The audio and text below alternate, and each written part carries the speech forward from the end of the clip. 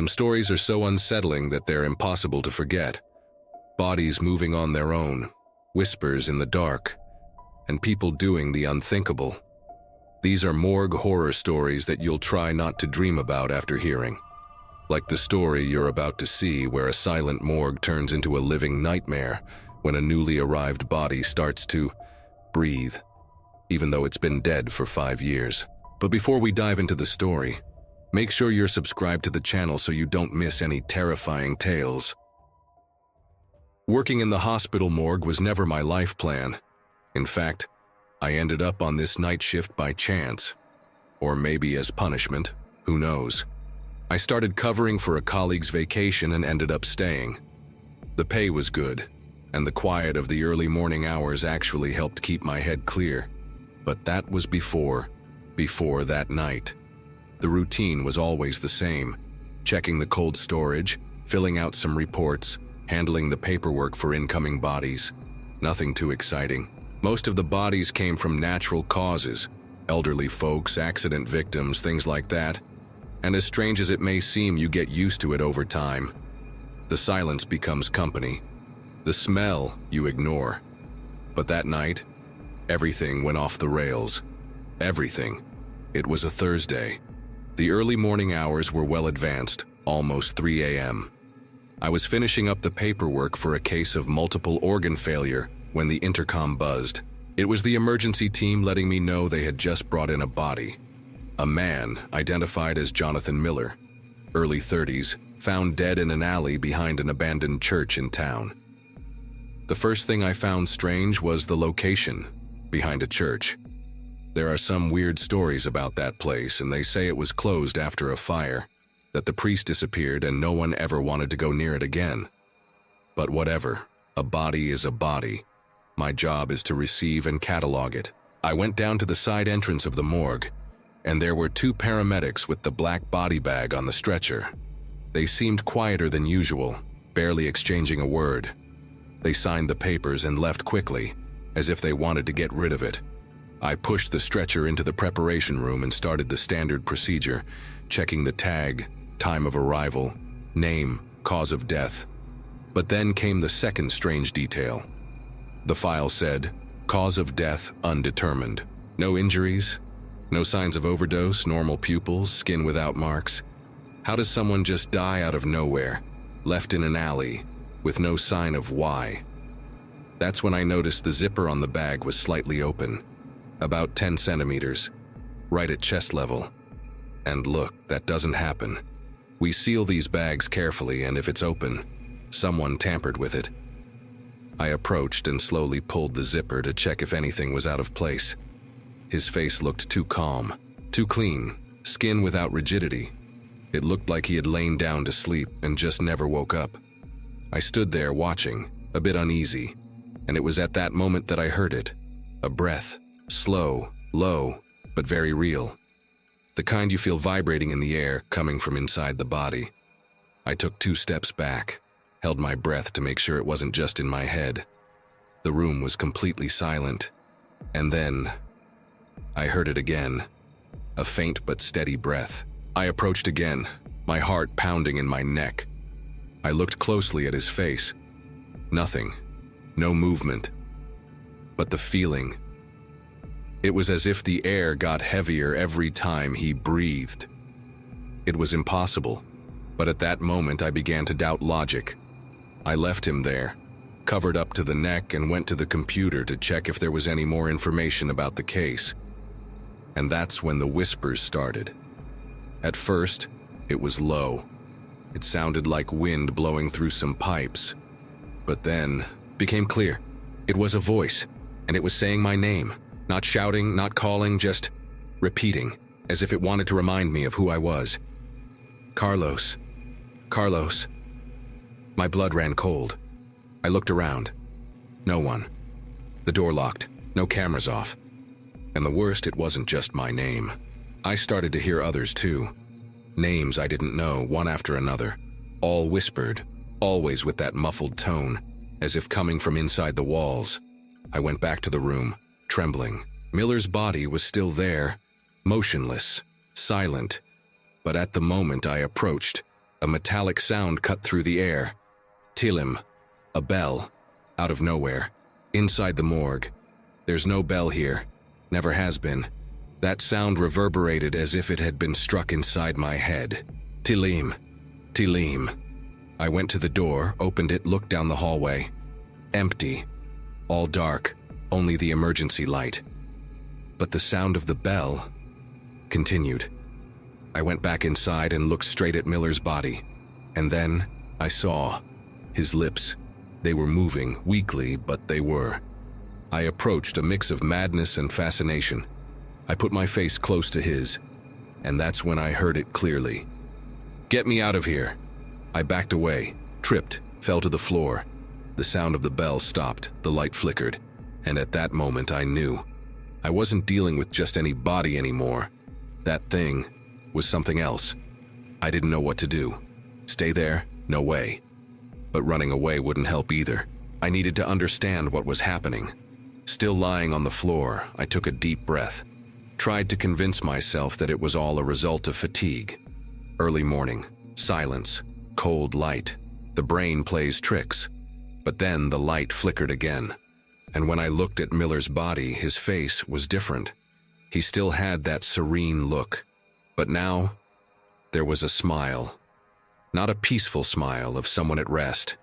It was a crooked smile, almost mocking, as if he knew he was driving me crazy little by little. I got up slowly, leaned on the counter, and grabbed my phone. I was going to call security, or someone from administration, anyone. But the screen only showed one message, no signal. Inside the hospital, that wasn't common. At that moment, the morgue door opened by itself. No wind, no one on the other side. Just the dark and silent hallway. That bell started ringing again, but this time it seemed more distant. And yet, it made me tremble inside. It was as if it was calling, inviting, as if it was saying, "Follow this sound." Against all better judgment, I did. I left the room and entered the hallway. The sound of the bell continued, always coming from somewhere ahead, but with no clear direction. It was as if the hospital had changed inside, as if that place I knew so well had been distorted. I reached the entrance to the old wing of the hospital, which had been deactivated for years, and when I passed by it, I smelled it. A smell of wax, of burned wood, of ancient incense. A smell I knew from somewhere, but it made no sense there. That's when I saw something that stopped me in my tracks. At the end of the hallway, out of nowhere, a door appeared that hadn't been there before. It was a dark wooden door carved with religious symbols, but distorted. They looked like crosses, but twisted. They looked like stained glass, but with images that didn't match anything I knew from the church. The doorknob was shaped like a skull, and on the other side of the door, the bell rang louder. I didn't want to open it, but my body moved on its own. When my hand touched the doorknob, I felt a strange warmth, almost as if that wood was alive. I opened it, and what was inside wasn't a hospital room. It was a church, an entire church, inside the hospital. Wooden pews, broken stained glass, extinguished candles, and an altar covered by a dark red cloth, stained. The whole place seemed forgotten in time, and in the center, in front of the altar, there he was, Jonathan Miller, standing, in a suit, waiting for me. "You came back, Carlos." His voice was clear now, without effort, as if he had never died. But the most terrifying thing was the way he looked at me, as if he knew me, as if he knew more about me than I did. "You saw the truth, and yet you keep trying to run." My head was spinning. This couldn't be real. But I felt the ground, the smell, the cold, the accelerated breathing. It was too real to be a dream. "They are coming," he said. "The others you heard, the names. They are the ones who tried to stop what is to come." At that moment, the church pews began to creak, as if someone or something was moving among them. But I saw no one. I only heard the whispers returning, low, multiple, calling me, calling for Miller, calling for all of us. I ran. I left the church as I had entered, and when I passed through the door again, I was back in the morgue. But Miller's body was still there, lying, motionless, as if nothing had happened. But now I knew. That wasn't just a body. After that night, I never went back to the morgue. I quit the next day. I didn't even wait for the shift to end. I handed in my badge, deleted my number from the system, and left without looking back. But the problem is that it didn't help. The whispers continued. At first, they came only in the early morning when the house was quiet. Then they started appearing in the middle of the day, at the supermarket, on the bus, in the shower. Always that muffled sound repeating my name and the others. Those names I heard in the church, people I never knew, but who, in some way, are connected to me. Detective Johnson sought me out a week later. She said there was no current record of Jonathan Miller at the hospital. No admission, no death, nothing. And more. He had been declared dead 5 years before. Body identified, buried, case closed. But I saw, I touched, I heard his voice. Since then, I haven't slept well. I avoid mirrors, I avoid quiet places, because it's always in the silence that the bell rings again, softly, calling. And sometimes, when I pass by some closed church, I smell it. The same smell from that night. I know something is waiting for me. Something that started in that morgue, but that won't end there. And if one day you hear your name being whispered, if you hear a bell where there shouldn't be one, don't answer. Don't follow the sound. And above all, don't open the door. What a horror. What did you think of the story? If you liked it, reply 1 in the comments. Imagine being alone in the morgue and realizing that the dead man is breathing. It's the kind of thing that makes you question reality. But as disturbing as that may seem, the next story goes even further and involves a woman, her boyfriend, and a very unusual dish. I never wanted to be a doctor, at least not the kind that takes care of the living. For as long as I can remember, death has always been closer to me than life. My father passed away early, an overdose in the middle of the night, and my mother, well, I never knew her. I was raised by my grandparents, 2 tough old folks who brought me up among funerals and ghost stories. Maybe that's why, when it came time to choose a profession, the morgue seemed like the most natural place in the world. I graduated from medical school, but saving people wasn't my thing. I was more interested in understanding the silence of the dead. And that's how I ended up opening my own morgue in Florida, a quiet place far from the hustle and bustle of the city. People thought it was strange, of course. Who in their right mind chooses to spend their days among corpses? They would ask. I would just smile. If only they knew how much worse the living can be than the dead. That's where I met Dahlia. She showed up one afternoon bringing her grandmother's body. A young woman with hair so red it looked like it was dyed with blood. She cried discreetly, but there was something in her eyes, something that didn't match her tears. Her grandmother had a strange request in her will. She wanted the upper part of her body to be cremated and the lower part buried. I had never heard of anything like it, but who am I to judge the whims of the dead? We started talking. She was different, not afraid of the morgue, didn't make a disgusted face when I talked about my work. On the contrary, she seemed genuinely interested. In less than 5 months, we were married.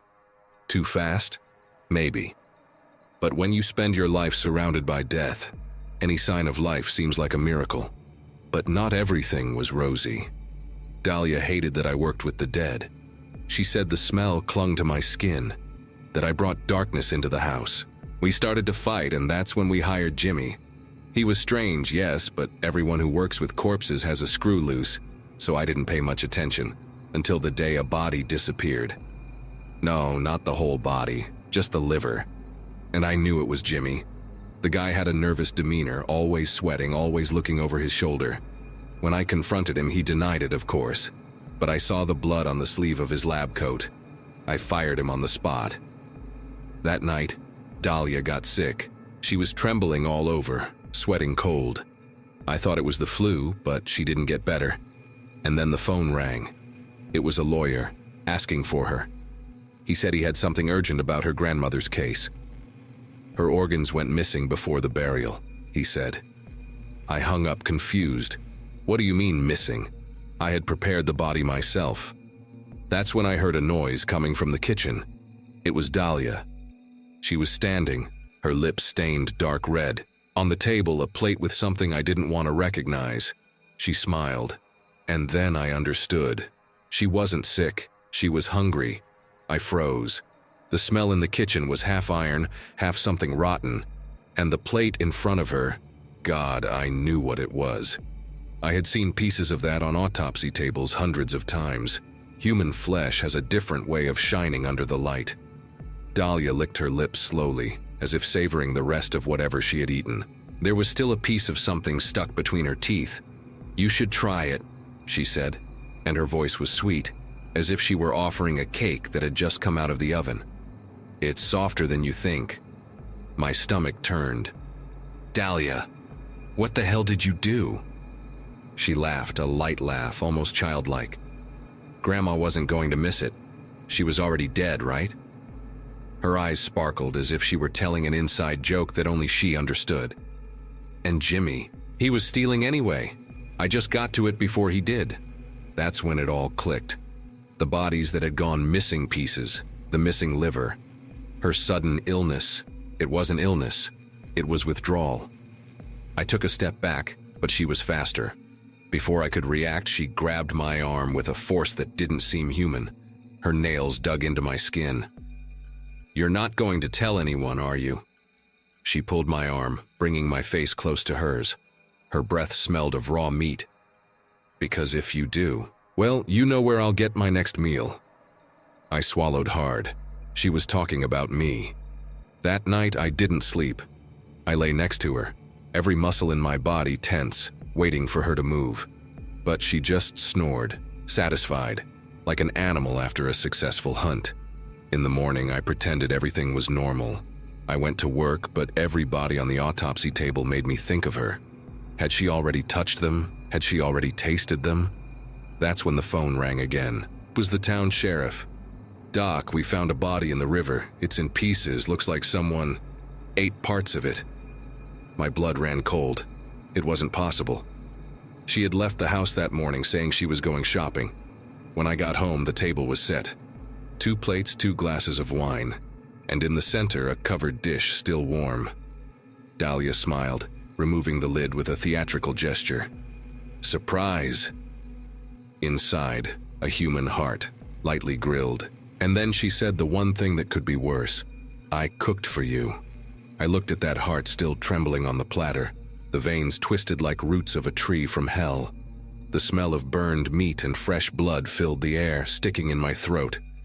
Dahlia was there, smiling, waiting for a compliment, as if she had made a fucking boeuf bourguignon and not a nightmare banquet.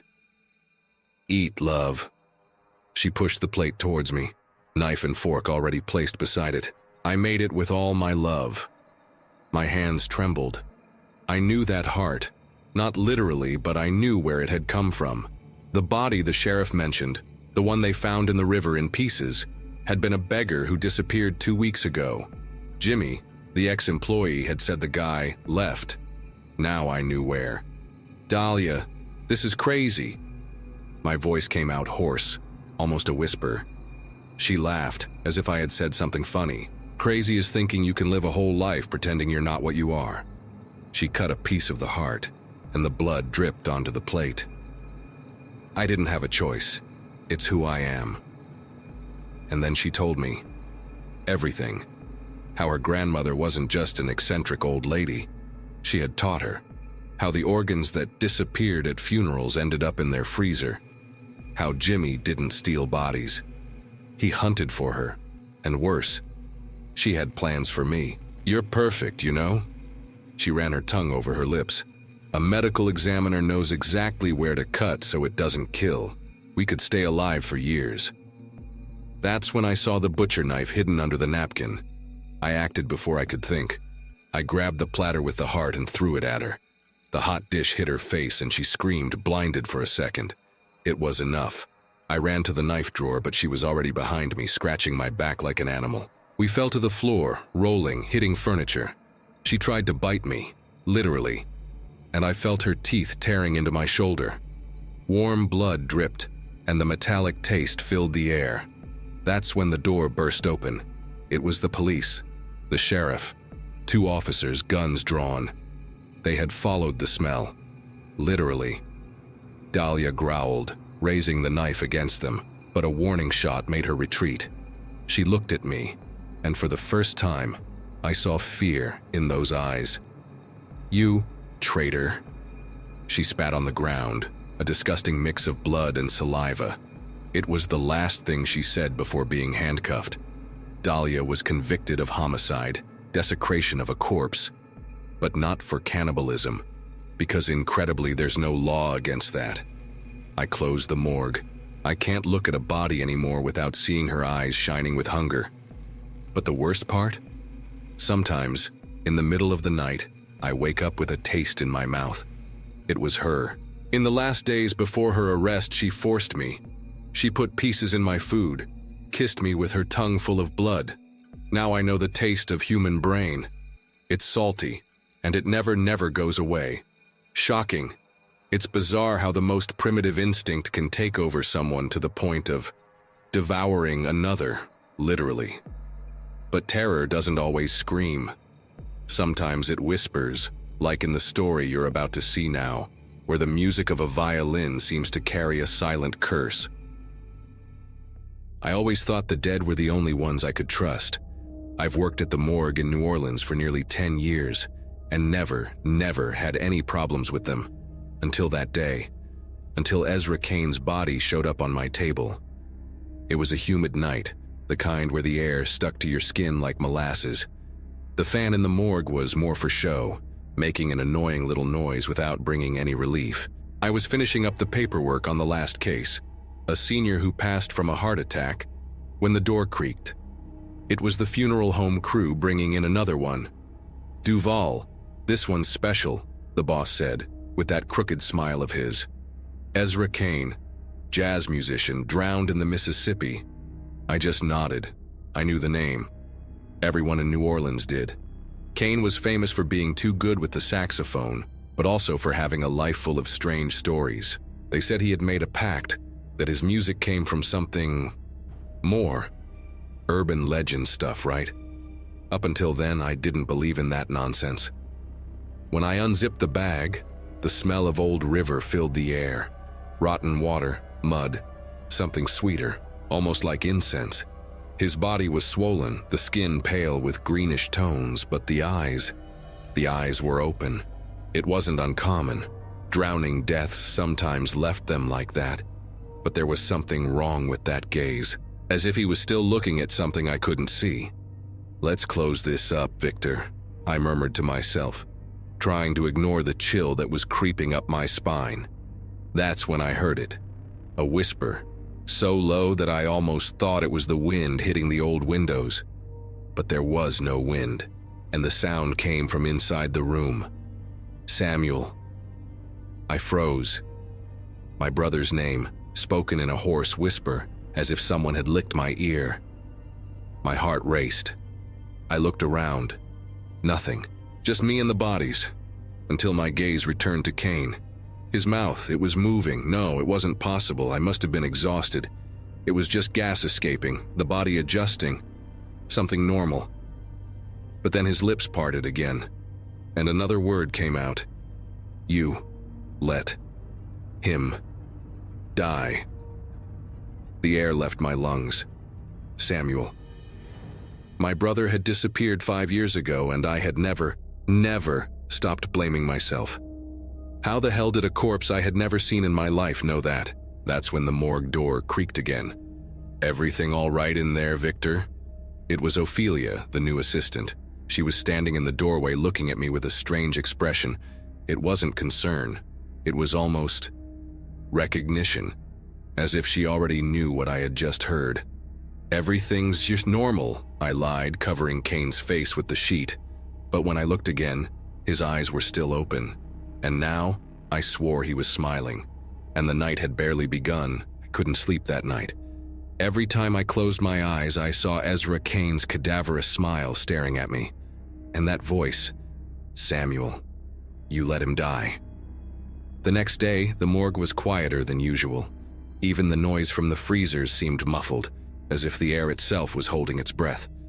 Ophelia arrived early, as always, but today she seemed different, more tense, her eyes always glancing at the refrigerator doors, as if expecting something to come out of there. "Are you okay?" I asked, trying to sound casual. She smiled, but it was too quick, too forced. "Of course, why wouldn't I be?"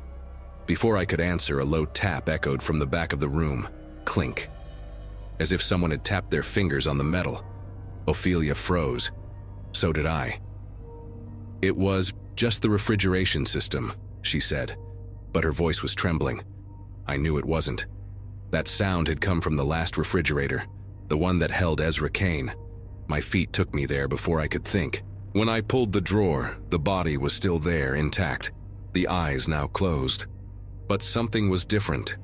His right hand, previously fallen by his side, was now on his chest, as if it had moved during the night.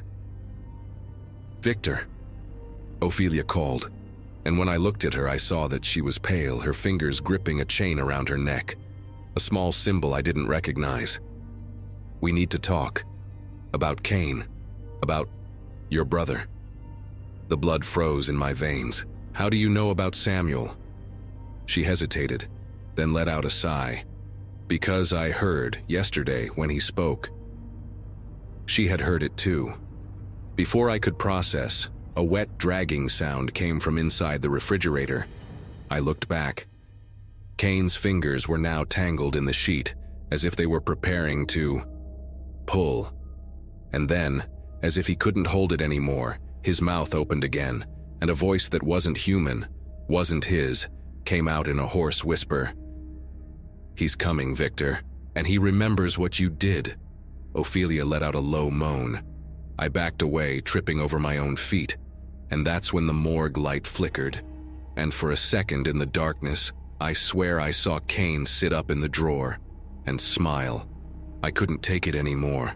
The morgue was no longer a place of silence, it was a place of whispers, of movements in the corners of my eyes, of things that shouldn't be alive, but insisted on not staying quiet. Ophelia was worse than me. She could barely look at the refrigerators now, and every time Kane spoke, she recoiled as if she had been shocked. That night, after the last technician left, she pulled me into the locked office. "Victor, this isn't just a curse," she said, her voice a thread.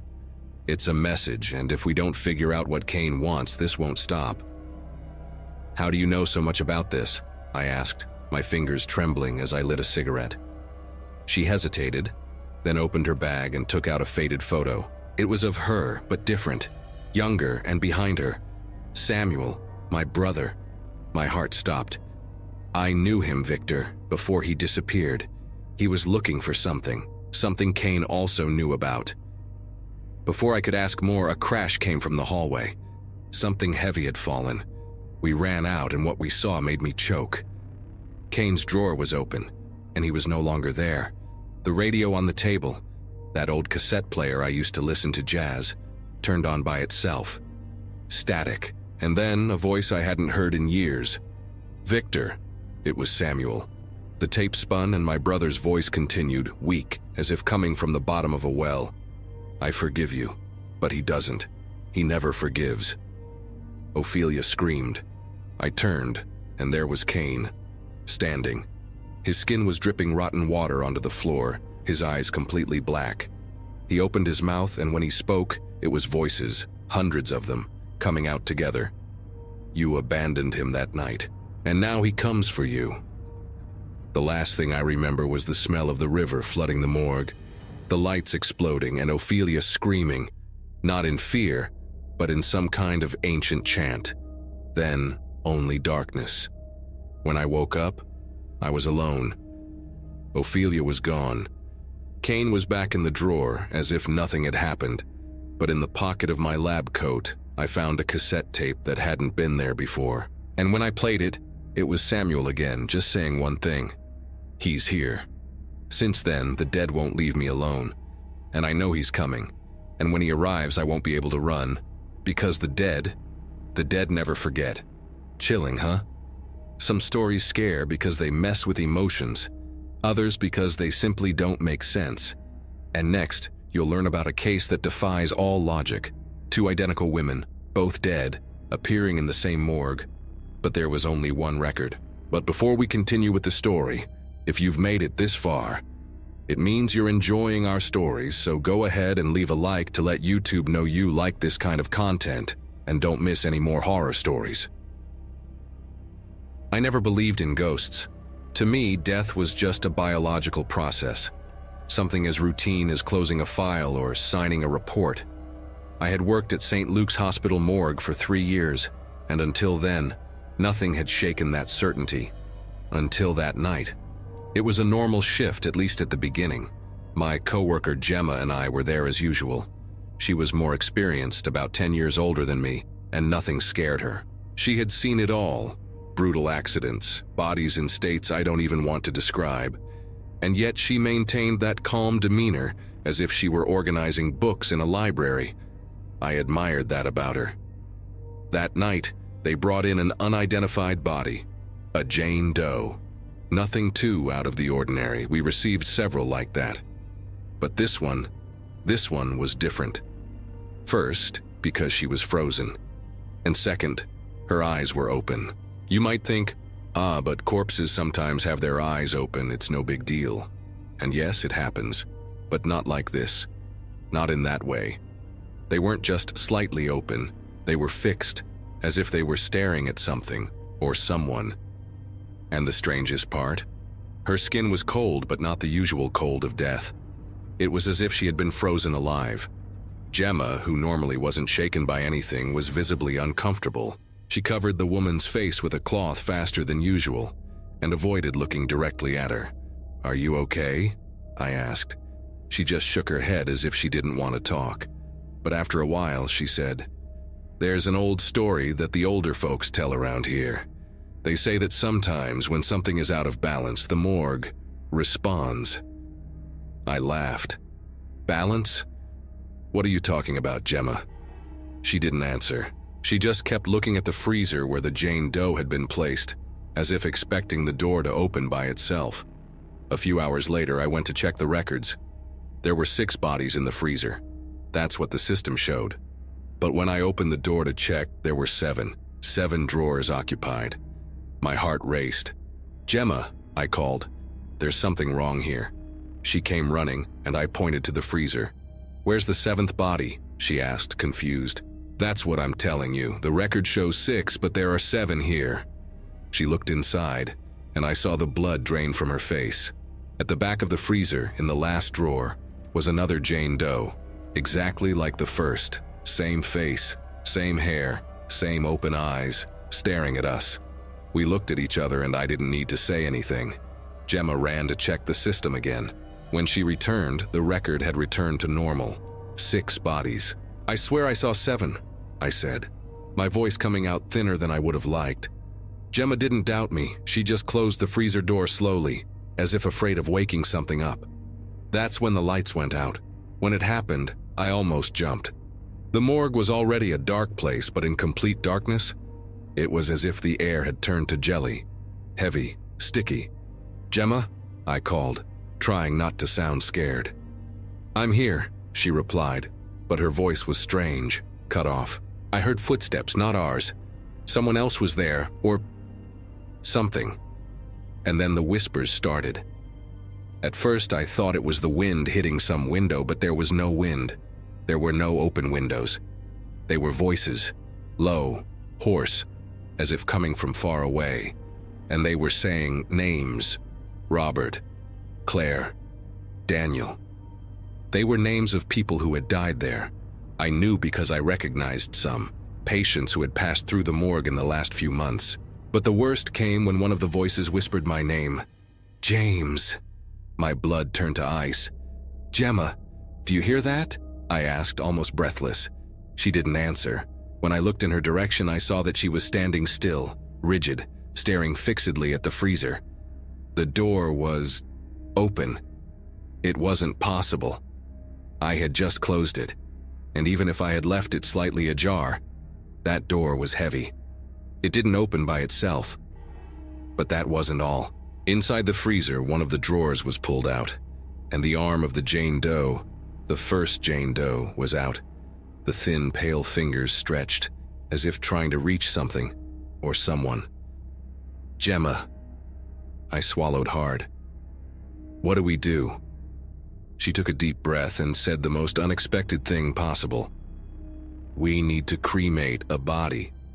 "What?" "That's what the legend says.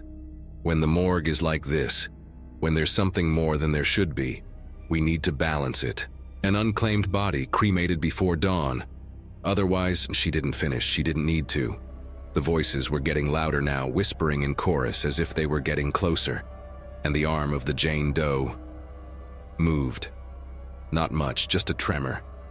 But it was enough. I didn't think twice. "Okay, let's do this now." Gemma activated the emergency cremation furnace, the one we only used in very specific cases. We took the oldest unclaimed body, a man who had been there for weeks, and prepared everything in the fastest way possible. As the fire started, the voices stopped suddenly. The silence was so abrupt that my ears rang. And then, the freezer door closed by itself. I looked at Gemma. She was pale but seemed more relieved. "I think it worked," she said. The rest of the night passed without incident. The lights came back on, the whispers didn't repeat, and when we checked the freezer again, there were only 6 bodies, as it should be. But I could no longer believe that it was all a coincidence. The next morning I quit. I didn't give many explanations. I just said I needed a change of scenery, that the night shift was consuming me. The boss tried to argue, even offered a raise, but I had already decided. After that night, I couldn't anymore. Every time I closed my eyes, I saw the Jane Doe staring at me, that arm stretched out of the drawer as if she wanted to pull me into the freezer with her. Gemma understood. When I said goodbye to her, she just squeezed my shoulder and said, "Better this way. Some doors we shouldn't open." I spent the next 2 weeks trying to convince myself that it had been just a collective breakdown, lack of sleep, maybe a gas leak, anything but that. But then I received the call. It was a friend who still worked at St. Luke's. "James, you won't believe this. The cop who brought in that frozen Jane Doe died yesterday in a car accident. And guess what? They brought his body to the morgue." My stomach turned. And now there are 7 bodies in the freezer again. I hung up the phone and stood still in the middle of my living room, my breath quickening. It wasn't a coincidence. It couldn't be. That same night, I went back to the morgue. I don't know why. Maybe to prove to myself that I had imagined it all. Maybe because a part of me needed to know.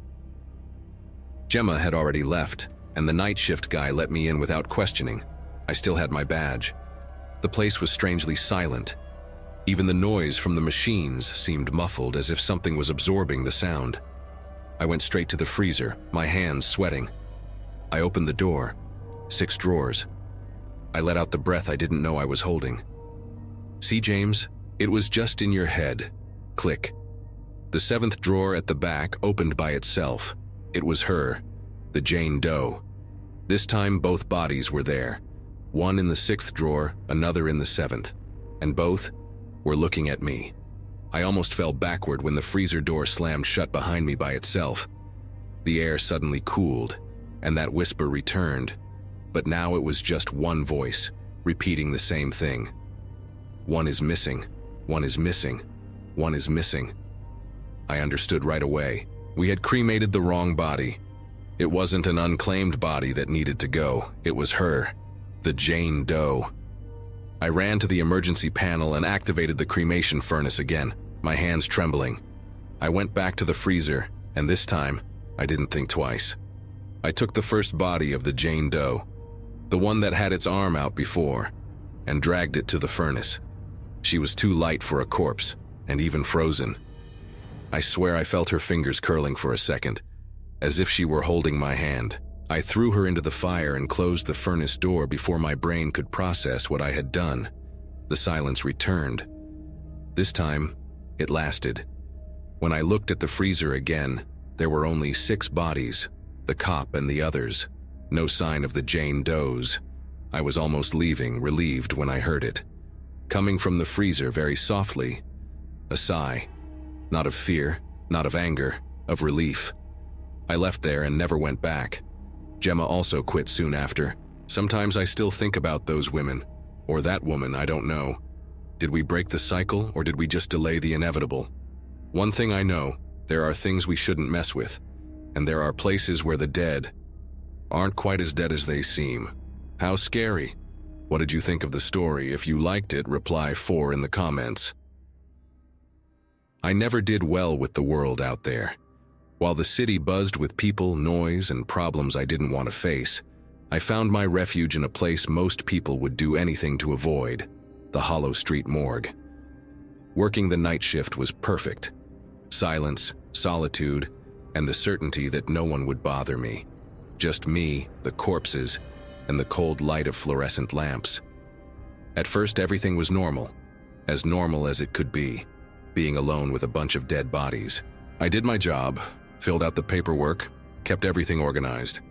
Dr. Graves, the chief medical examiner, showed up from time to time, but he was a quiet guy. Tall, thin, always wearing glasses, with an air of someone who knew more than he let on. He treated me well, never got on my nerves. We even exchanged a few words now and then when he came to see a body. But then things started to change. Dr. Graves started showing up more. A lot more. Before, he only came when there was a complicated case, but suddenly he was there almost every night, even when there was nothing important. I thought it was strange, but who was I to question? He was the boss. But it didn't stop there. That's when I noticed that the bodies, specifically the unclaimed ones, were different. At first I thought it was all in my head. A liver here, a kidney there that seemed to have been tampered with. But I couldn't ignore it. The cuts were clean, professional. Someone knew what they were doing. And then there was the night I saw. I was finishing up a report when I heard a noise coming from the autopsy room. Dr. Graves was there as usual, but this time he wasn't working. He was eating. No, not a sandwich. Not anything a human being should be eating. He was hunched over a body, his blood-stained gloves holding something I didn't want to recognize. And when he brought it to his mouth, chewing slowly, as if savoring it, I almost threw up right there. That's when he noticed I was there. He turned his head slowly, his eyes fixed on me, and then smiled. Not a whoops caught me smile. No. It was something worse. Something that made my blood run cold. It was as if he knew I wouldn't do anything. As if he was telling me without words that I was already a part of it. I backed away, closed the door, and ran to my car. I didn't call the police, not right away. First, I needed to be sure. And second, that smile wouldn't leave my head. That's when I remembered Nicole Cross. Nicole was a journalist who had been covering some strange disappearances. People without family, without records, people no one would miss. At the time, I hadn't connected the dots. But now it all made sense. I called her the next morning, my voice still trembling. "I need to show you something," I said. She came, and when I told her what I had seen, her eyes lit up. Not with fear, but with that hunger of someone who had finally found the story they were looking for. The police raided Dr. Graves' house the next day. After the police took Dr. Graves, the city exploded. Everyone was talking about the Hollow Street cannibal doctor. The news kept repeating the same story, each time with more macabre details. And me? I just wanted to forget. But I couldn't. Nicole Cross was the one who kept me informed. She had sources inside the police department and told me what they found in Graves' house. It wasn't just a crime, it was a ritual. The police raided the place in the middle of the night, expecting to find evidence, but nothing could have prepared them for what they saw. The house looked normal from the outside, but inside, it was a museum of horrors. Glass jars lined up on shelves, filled with yellowish liquid, and inside them, organs. Hearts, livers, kidneys, lungs, all perfectly preserved. Some looked fresh, others had been there for years. There were labels with dates and names as if he were cataloging his collection. But the worst was in the basement. Down there, they found an improvised operating table, stained with dried blood, sharp surgical instruments, some still with bits of flesh, and photos, dozens of them, nailed to the wall. They were photos of the victims, all homeless people, undocumented immigrants, prostitutes, people no one would look for. The most disturbing? Some photos showed them alive. Graves didn't just kill them, he chose them. Watched, waited. The police tried to interrogate him, but he didn't resist, didn't deny anything. He just sat there, with that corner of the mouth smile, as if he were listening to a joke only he understood. When they asked why, he just said, "Because it was tasty." Nicole showed me the reports. Some victims had bite marks on their organs. Others were dissected with surgical precision. He wasn't just eating, he was experimenting. I couldn't stop thinking about those nights in the morgue. How many times had I been alone there with him? How many times could he have done something and I didn't even notice? And then came the question that haunted me. Why did he spare me? Nicole believed he had a plan, that maybe I was the next victim, but something changed. Or worse, that he wanted me to see. That it was all part of something bigger. When the police searched his computer, they found encrypted files, videos. They're still trying to decipher them, but I don't want to know. All I know is that, since that night, I can't step into a morgue. Months have passed since Graves was arrested, but the city hasn't recovered. People looked at morgues with suspicion. Medical examiners became suspects, and no one wanted to work the night shift on Hollow Street anymore. As for me, I quit.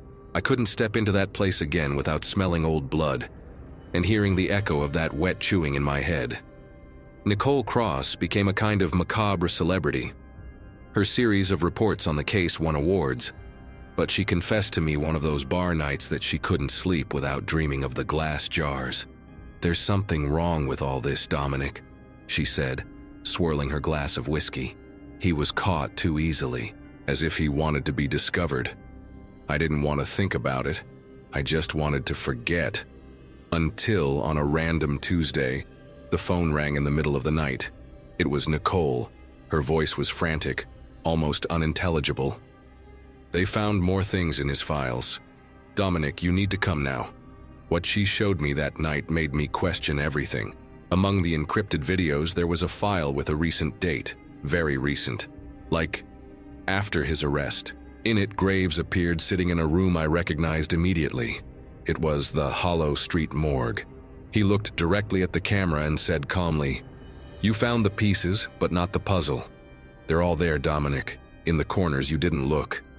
The police searched the morgue again after that, and they found. Behind a false wall in the cold chamber, there was a small room. Inside, more jars. But these were different. They didn't have organs. They had faces, little pieces of skin carefully stretched and preserved.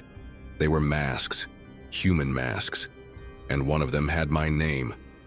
That's when I understood his smile. Graves never spared me.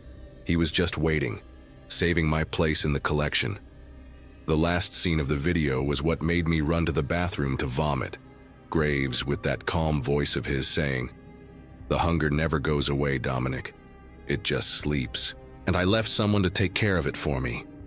The next day, they discovered that the morgue had a new night shift worker, a quiet guy, who no one knew very well. He smiled at me when he saw me. It was the same smile, exactly the same. If you've made it this far, it's because you really enjoy stories that stick with you.